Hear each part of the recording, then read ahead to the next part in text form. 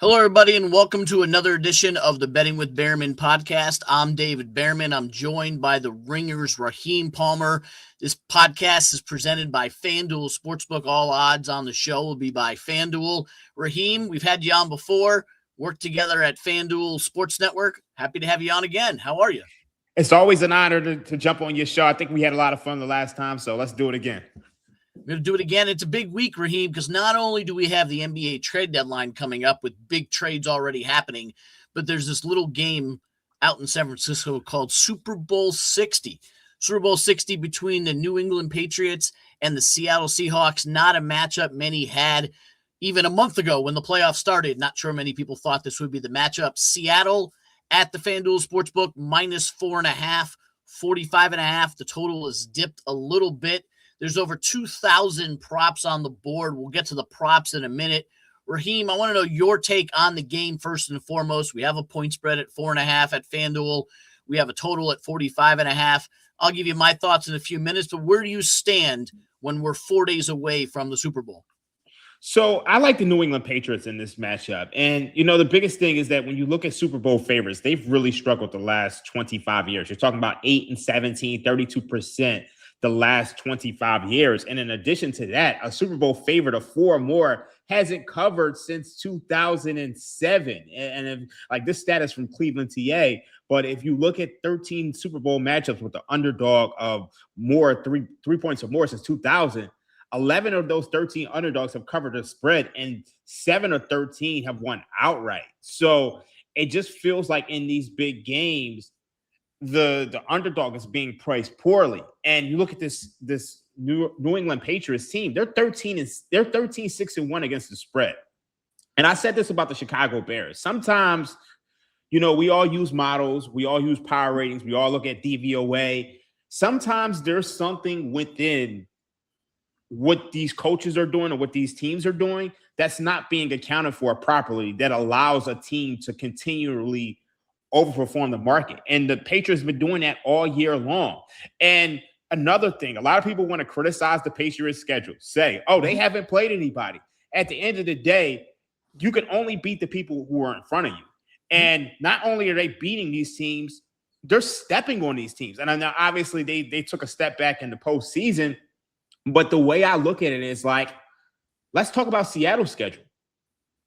They beat a Rams team who really hasn't covered. They haven't covered the whole postseason.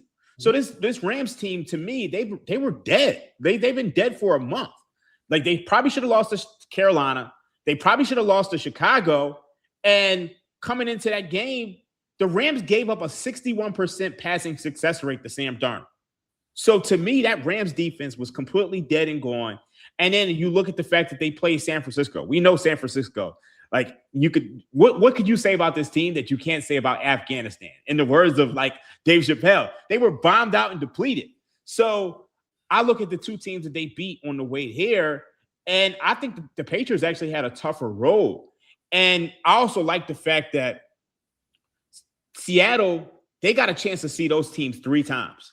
This is going to be the first time you see New England. So Sam Darnold, to me, the Seahawks kind of won that Rams game when they came back and won that Week 16 game. Because that was, they started off slow. They had to come back from a 16-point deficit with, 6 or 7 minutes to go in that game against the Rams. And now Sam Darnold has the confidence, and that carried over to this game. Now you're playing a Patriots defense, which has been dominant in the postseason. So I really like the Patriots in this game. I think the market is just overpricing this. So that's the direction I'm going to go. And it comes down to about 78% of the money has been on Seattle. So the line's actually moved to 5 in a couple of places, still 4.5 at FanDuel. Good points you made. I did want to hit on a couple of things because let's call it, let's full transparency. I'm on the other side. I'm on Seattle minus the 4.5. But I agree with you about the schedule. You only can play who you can play. And when it comes down to it, their schedule is only 3 games different than what the Bills played because the NFL schedule is set other than 3 games. Everyone says last place schedule. That's a 3-game difference. It's a big 3-game difference, but it's not like they played 15 different games than other people. But what concerns me, and I'm giving all the credit in the world to Mike Vrabel, Drake May, and company, great team. They overperformed. They're in the Super Bowl. Give them all the credit in the world. But when watching this team play in the regular season versus, Mm. you can only play who you can play, but they Yeah. played a lot of bad defenses, which contributed to an offense that ended the season second in scoring at 28.8 points per game, third in yards at 379 yards per game, and top 10 in both rushing and passing. That's all true. You Mhm. get to the postseason, Chargers, Broncos, Texans, all three of them, top 10 defenses. And Mhm. now your Patriots offense is scoring 18 a game, which includes, by the way, a pick six against CJ Stroud, a 7-yard drive versus Jared Stidham's fumble, 147 and a half passing yards per game, less than 280 total yards per game. Yeah, there was snow in the fourth quarter, but if you look how Drake May, he had multiple turnovers in the first two games, kept the ball fine away from the Broncos in the AFC title game. The offense is what causes me concern because of what they've done in the postseason. And now you're getting a Seattle defense that might be just as good, if not better, than the Chargers, the Broncos, and the Texans. Because yes, they won those games. Give credit to Drake May and Mike Vrabel for winning them. But that offense did not look good. What won them the game was the defense and Mhm. basically playing keep away, monkey in the middle style. They didn't allow anything with the Texans. They shut down Justin Herbert, and the Broncos had a backup quarterback, but after that first drive, they had nothing. So I totally believe in the Patriots defense, and I'm not going to blame the schedule because there were some teams on there that had good offenses, like Mhm. Buffalo. But it's the offense of the Patriots that's why I'm leaning Seattle, because you have a Seattle defense that Mhm. ended the NFL season number one in scoring defense at 17.8. You mentioned playing San Francisco and Seattle multiple times. I mean, LA multiple times. They played those teams in the regular season. So Yeah. I know that they were both a shell of themselves in the playoffs, but this is not the Raiders, the Dolphins, the Jets, the Bengals, the Giants, the Ravens. Those are the defenses that the Patriots ran. You're right. They absolutely blasted them all. Mhm. Can Drake May, and that's the question I got for you, can Drake May and this New England offense move the ball against a Seattle defense that I said is number one in rush defense, 17.2 points per game? They're third in rush defense, and they're second in pass yards per play. Can this Patriots offense get enough offense to cover this spread and or win the game? Well, see, I like the under for this Mhm. game. So I think that like a lot of times when you like an under, that kind of correlates with the dog. Sure. And because I mean, we're talking about like it was 46 and a half. It's now down to 45. Mhm. I think the Patriots defense is going to keep them in this game. And I see a game where, and I can give out one of my props here, but I think Drake May is going to throw caution to the wind in terms of being able to run the ball. Like his over rushing yards was 36 and a half. It's now 37 and a half. I still like it over 37 and a half. He went over against Denver and he went over against the Chargers. And I think that happens again. I also like Drake May over 6.5 rushing attempts. I think the biggest thing here is that the Patriots are, if they're going to win this game, it's going to be with their defense. Mhm. You look at the fact that Sam Darnold, he struggles under pressure. He goes from 28th in the NFL. He goes from 28th in the NFL in EPA per play when under pressure to eighth. So if they're able to get pressure, I think this is a game. This is a lower scoring game. I don't see a lot of points in this game. Now, obviously, the Patriots haven't played a receiver on the level of JSN, but I think if they can get to Darnold, and I know that they're not going to give up a 61% passing success rate. Right. And I know that the Patriots are able to stop the run, which, that's going to hurt the Seattle offense. Like, I think, a lot of people are projecting Kenneth Walker to go under his rushing total, and I agree with that. So this game is going to have to be won by Sam Darnold. And a lot of people picked against Sam Darnold against the Rams. And I think San Francisco even took money. Mhm. So if we're doubting Sam Darnold, why should we stop doubting him now? So I think this is a defensive-minded game, and I think the Patriots are going to be able. Like this is going to be like a. I actually hate to say this because I know you're a Miami fan, but I think this is a Tom Brady-esque Super Bowl from the first three Super Bowls, where you have the defense making enough plays. Maybe somebody wins this 20-17. Maybe you get a late field goal at the end. And that's kind of how I see this playing out. So it's just if Drake May doesn't turn the ball over, they're going to be super live for this game. And so you and I are in total agreement on the total, and it's going to come as no surprise to people who listen to the Betting with Bearman podcast or read the newsletter. They call me the Undertaker on VEASAN for a reason. I gave this out last night as my top play. I got it at 46.5. It's down to 45.5. I would take it down to 45.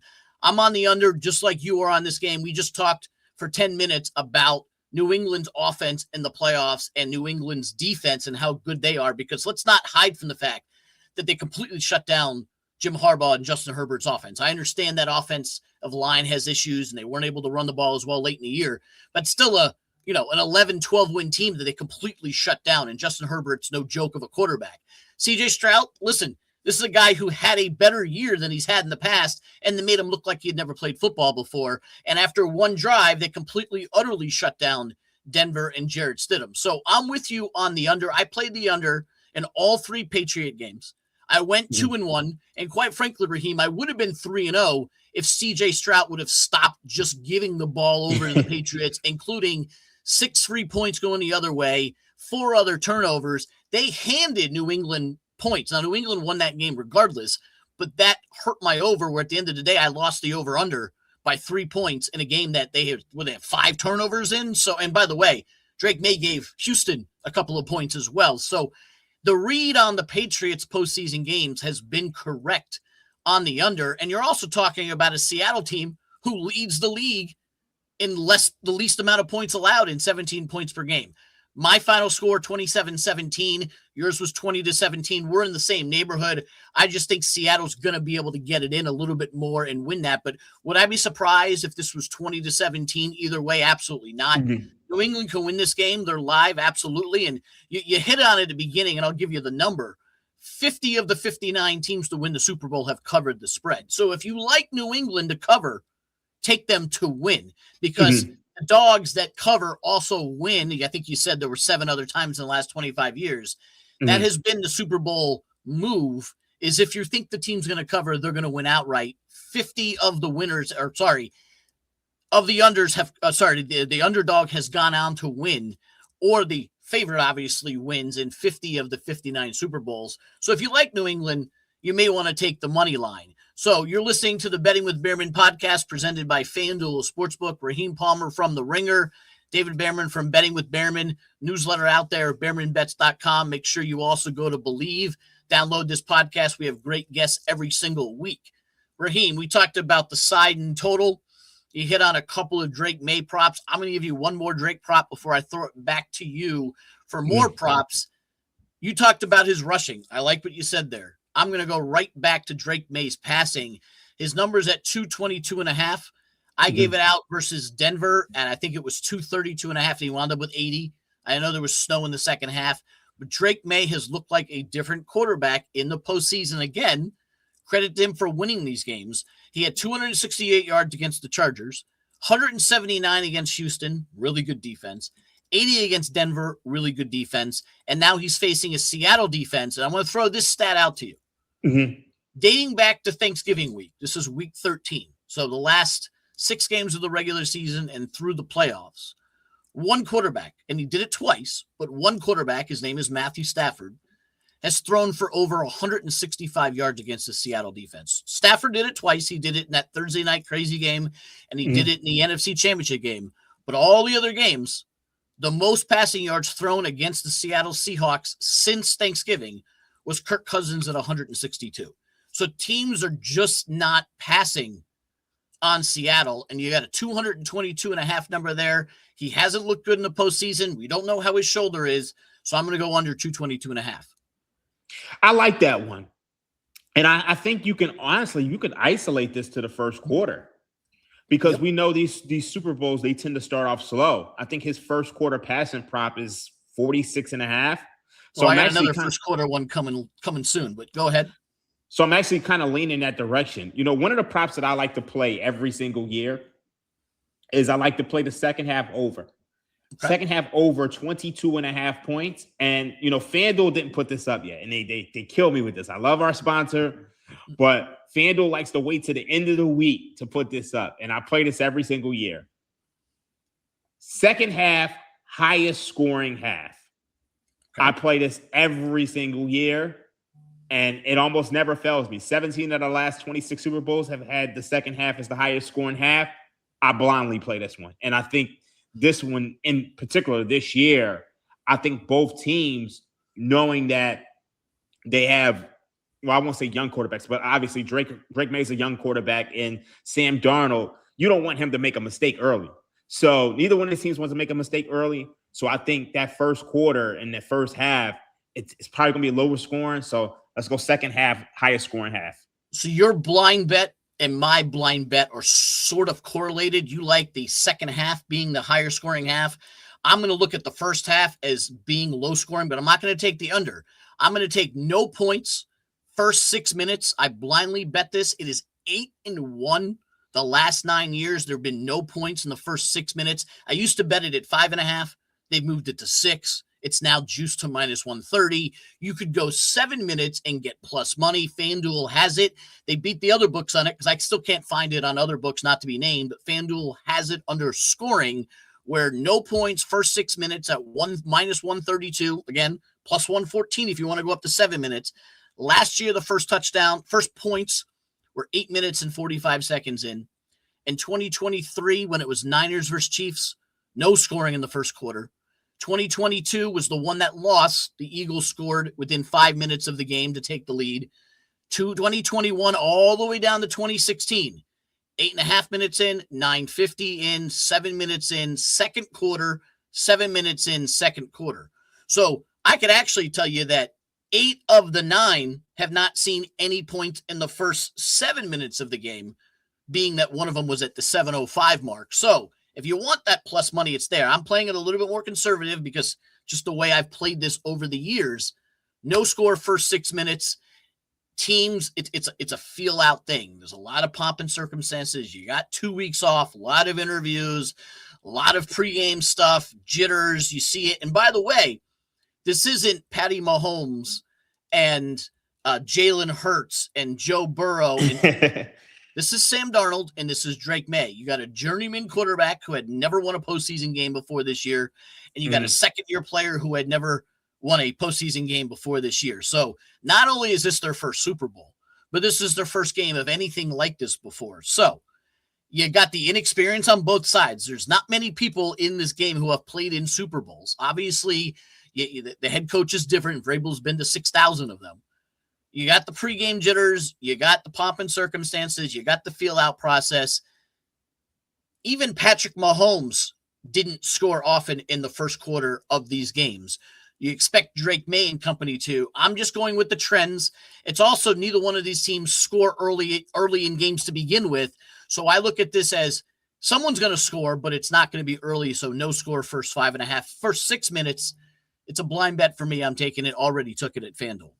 Yeah, I love that one. I think I'm going to tell you on that one. Like, I really love that one. And it kind of correlates. I think the one thing I kind of struggle with when it comes to the Super Bowl, because a lot of times I tend to map out the game script, and a lot of my props are correlated. So if I'm going to hit one, I'm probably going to hit multiple. So I either have really, really good Super Bowls or a really, really bad one. Yeah, I know there was probably a lot of people on that Rams Patriots Super Bowl, and if you're like betting against human achievements and you're the undertaker like yourself, you probably crush that Super Bowl. But if you're betting all overs, you're cooked. So I think this Super Bowl could absolutely be very similar to that second Rams Patriots one that I believe was 10-3. I don't think it'll be that low scoring, but or 17-3, whatever it ended up being. But I do think you're going to have a low scoring game with a bunch of unders. Now, you never know. Defenses could collapse and injury here or there, and all of a sudden the Drake May of September and the Sam Darnold of the whole season comes out. You never know what you're going to get. It just doesn't look like it. It looks like two teams that no one thought were going to be here, who you mentioned Seattle's schedule. I talked about New England's schedule. They had, I still think Seattle's road was a little bit harder than New England's, considering what with Jared Stidham and CJ Stroud. But you're right. San Francisco was a shell of themselves, and the Rams had played 500 ball the second half of the season. So both teams got to where they got. I just don't see a lot of offense in this one. Yeah, I agree with that. I think I said 17-20 earlier. I'm going to go a little bit higher. I think it's probably 23-20 just because the new kickoff rules. like, Yeah. like when you're putting the ball at the 35, 40 sometimes, it makes it a little bit easier for guys to get into field goal range. And I'm, speaking of field goals, I'm always like a big kicker prop guy. I like to take those kicker props. I'm probably going to find myself on New England Patriots 2+ made field goals. I think that's priced at like -145. So I always like this. The one, like the two props that I love to play when it comes to the postseason is quarterback props to go over their rushing totals because we know they're going to throw caution to the wind, and then kicker props. And I know, like, as of late, teams are not taking the points as much, but going for it every fourth down, it worries me. But in the playoffs, like, a lot of times you're like, I probably missed one of these all year, like in terms of the playoffs, on these 2+ made field goals. I think in the Broncos game, I had the Broncos 2+ made field goals, and obviously they didn't take the points, and then they missed a couple of field goals. So otherwise it would have hit. That's the only one I missed all year. So I'm gonna take the Patriots. When you were on the show last time, you gave a kicker prop out. I don't remember who it was, but we all celebrated it when that kicker prop went out. So that's the Super Bowl. You know who Raheem is on. You know who I'm on. We both think it's going to be a low-scoring game. We're on the under. He's on New England. I'm on Seattle. I'd say let's make a side wager, but I'm going to be in enough trouble if New England wins because I live here and I have to deal with Patriots fans all over the place, them in their long 7-year drought. That's the Super Bowl. This is the Betting with Bearman podcast presented by FanDuel. I'll make a one-way side bet. All right. If Seattle wins, I'll buy you dinner. All right. If Seattle wins, you're buying me dinner. What do I got to give you if New England wins? You don't got to give me anything. But I think it's well overdue that we had a good meal together. The people on Twitter know I eat very, very well. So I always want to share that with my peoples. And I don't need any excuses to come to Vegas. So I will be there to pick up my meal. I know we bumped into each other 2 years ago at the Super Bowl. That's where we met. And here we are doing the Betting Bearman podcast presented by FanDuel Sportsbook. That's the NFL. That's the Super Bowl. We'll have a lot more in the Betting with Bearman newsletter. Since I have you and you're a big NBA guy, I wanted to talk about the NBA because the trade deadline is here and there's nothing more crazier than the NBA trade deadline. Wow, my fault. Not to cut you off. We just got breaking news. Anthony Davis was traded to the Wizards. To the Wizards on the air during our podcast. It doesn't get any better than that. Why don't you announce the trade? Oh, I'm trying to find it like right now. So it looks like the Dallas Mavericks are trading 10-time All-Star Anthony Davis, Jayden Hardy, D'Angelo Russell, Dante Exum to the Washington Wizards for Chris Middleton, AJ Johnson. I can't even pronounce his last name. Branham, Marvin Bagley III, 2 first-round picks and 3 second-rounders. Sources tell ESPN and Shams. And I just saw a tweet that says the Mavs have now turned Luka Doncic into Max Christie, Chris Middleton, Al Johnson, Brahan, Marvin Bagley III, 3 first-round picks and 3 second-round picks. Okay, well done. Wow, that caught me off guard. I was not prepared for this. I know the podcast isn't going to be live when people listen to it, but they can only imagine as we're sitting here on Wednesday afternoon taping that's when the trade went down. So people will remember that. So let's talk about the NBA trade deadline. James Harden on the move again. I think it's his 47th different team that he's on. You've had Jared Johnson Jr. was traded, and now Anthony Davis was traded again. What is your assessment of what's going on right now in the NBA and the musical chairs? And then I'm going to ask you who you like at this point.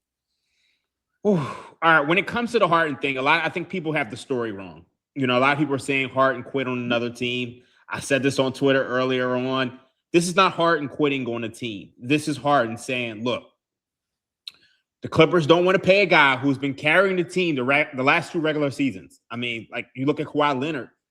I know he's had health issues, but he doesn't show up to work. And he was able to finesse extra money for planting trees. And, this is the same thing that Jimmy Butler did in Miami. I think when you look at the modern NBA, if you don't want to give your veteran star player an extension, he's going to go full Paulie and Goodfellas. And he's going to say, F you, pay me, and trade me. Because everybody saw what happened to Dwayne Wade in Miami.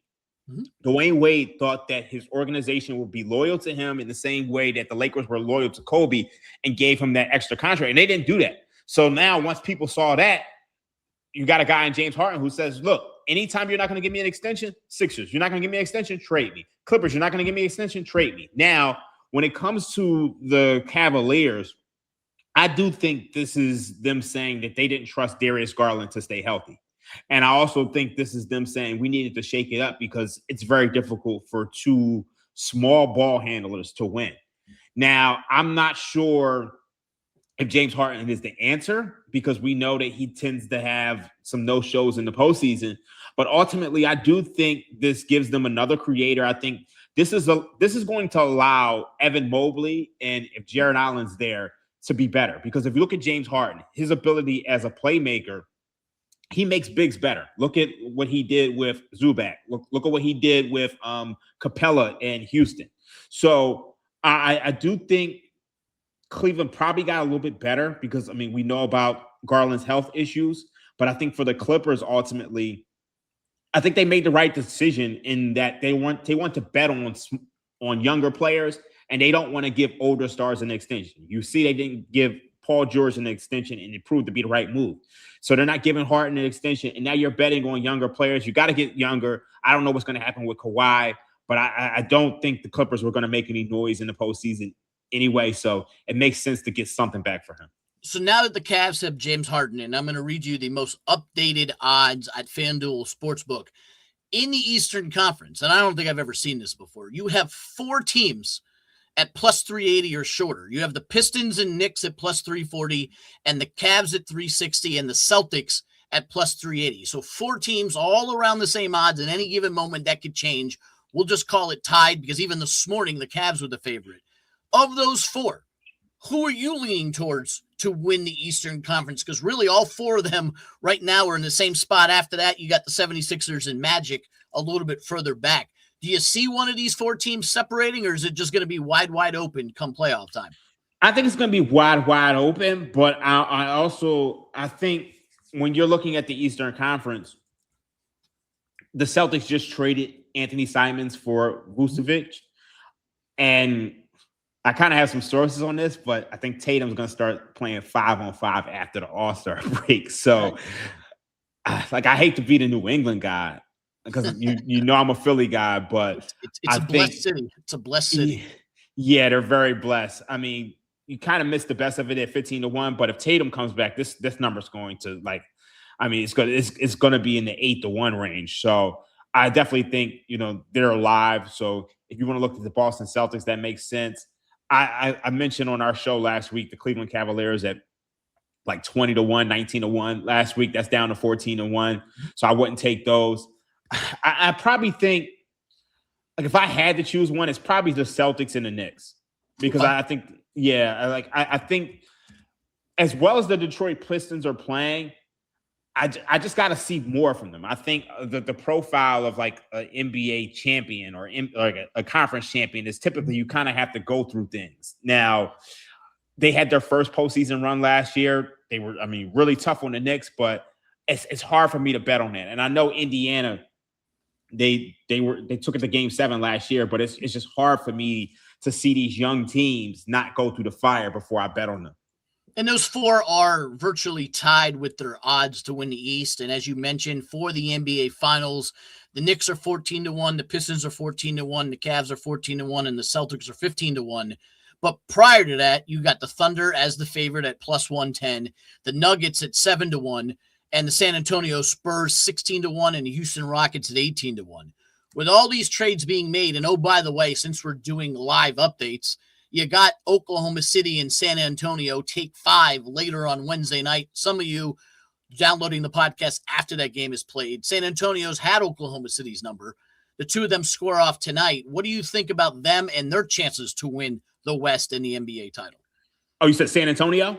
Yeah. I think San Antonio is super live. I think they're one of the contenders. And obviously you look at the Oklahoma City Thunder, they did win last time, but it's pretty clear that the Thunder do have a Spurs problem. And then if you go watch that game against the Houston Rockets about a week and a half ago, or probably a week ago at this point in time, the Spurs, they just put the vice grips on that Houston Rockets offense. So I think right now there's probably 3 contenders in the West.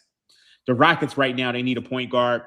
The Minnesota Timberwolves, they need a point guard. So until they, they're both this kind of the Spider-Man meme at this point in time. Until those guys get a ball handler, right now it's between Oklahoma City, the Denver Nuggets, who have performed, incredibly without Jokic. And this is probably the first year that Jokic has a bench, and it's the Spurs. I think those are the three contenders in the West at this point in time.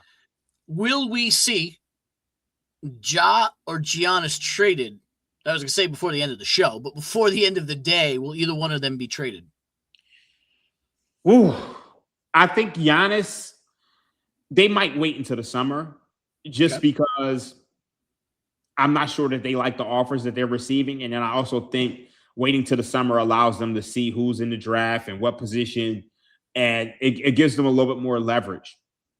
I think Ja Morant is probably gone just because you look at the fact that they traded Jaren Jackson Jr., and that signals to me that they're willing to blow it up. So I think Ja Morant is probably gone, but it's just a matter of who. I mean, what's the market for him? Like, does anybody really want Ja Morant? I think the archetype of his game has really kind of the game is really kind of passed him by. Like, I mean, you look at a guy who was athletic, lost a little bit of a step, doesn't get to the lane as much, and he can't shoot. Who needs a point guard like that? Like, I mean, you could argue that, Ty Jerome just came back for the Grizzlies the other day. You kind of argue that maybe Ty Jerome is I'd rather have Ty Jerome than Ja Morant at this point in time because of his ability to shoot. So, I mean, that's the only tough thing is what is his market right now. So Memphis is in full rebuild mode. We've seen other teams like Utah and Indiana in rebuild mode because of injuries and or the draft. Right now, as we stand, give me your prediction for, there's still other stuff to go on, for the NBA Finals in June. Ooh, I'm not gonna lie, I don't have one right now. Like, I'm gonna be. I think this is like it's about as wide open as it gets. And I know we spoke about futures earlier on, but if you look at the NBA the last 7 years, we've had a different champion every single year. So you look at the Thunder right now, plus 110 to win the NBA Finals. That's a bad bet to me. I think at this point in time, you almost need to be finding yourself taking long shots because it just feels like every year we have a team come out of nowhere. I mean, the year the Suns went to the finals, they were like 65-1, 100-1 to open. You look at the Pacers last year. So you look at every year we kind of have a team in the finals who nobody really expects. So, I mean, even if you want to look at the Sixers, 50-1, I mean, in a wide open East where it doesn't feel like anybody's head and shoulders above everybody, I mean, why not take a shot on them? I mean, or, it's just like anything can happen. And like, that's the one thing I'm noticing now in the NBA. It's just, we're just seeing so many more upsets. It's just so much more parity than the game that I remember from 10, 20, 30 years ago. Oh, yeah, when there was just dynasty after dynasty, whether it was the Lakers, the Celtics, the Bulls, the mini ones with the Pistons, and you had the Spurs winning 5 titles over a 10-year period, and you had the same teams. And I think people thought, after the way the Thunder rolled to the title last year with all the young players, all the draft picks, where they were in the cap situation, and then rolling out to a 23-1 record, that was a foregone conclusion.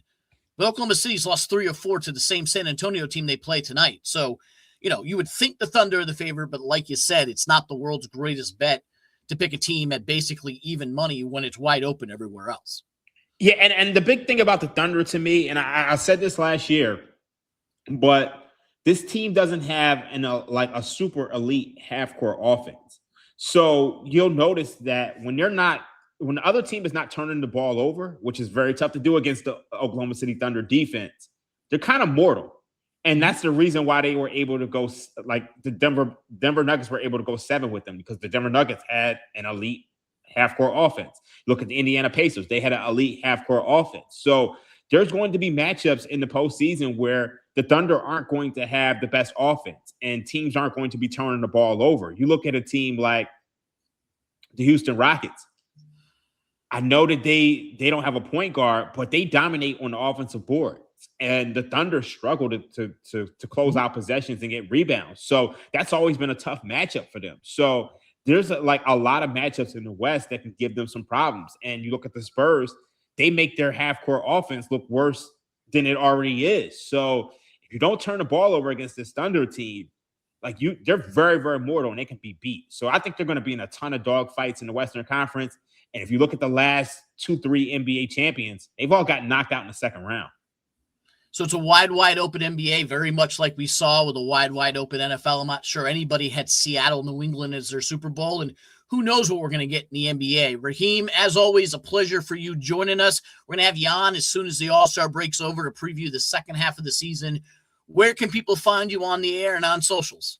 You can find me on the Ringer Gambling Show on YouTube and FanDuel Sports Network. You can also find it on the Spotify feed. You can find me on Twitter and, well, it's called X now, and Instagram. I am Rostradamus. You guys know I'm a big Nas fan, so I am Nostradamus. Didn't like the Nostradamus album, but I'm still I am Rostradamus. A little double entendre between Nostradamus and Rostradamus. So that's what it is. One of the better follows out there, David Bearman, the Betting with Bearman podcast presented by FanDuel Sportsbook. Also, make sure to go to my Twitter at David Bearman. Click on the Better link. We're sponsored by Better as well, where you can go get $200 in free bets and $10 free write-off for signing up. Use my link on there. You'll get free bets to go ahead and play if you're in one of those states where you can't do legalized sports wagering. But we're here to break down the Super Bowl, the NBA trade deadline, and we'll have Raheem back for the second half of the season. Raheem, as always, I appreciate it. Love having you on, and I'm going to take you up on that dinner when Seattle wins the Super Bowl. We'll see what happens, but I wish you the best of luck. Thanks for having me on. Always an honor. Thanks for listening, everybody.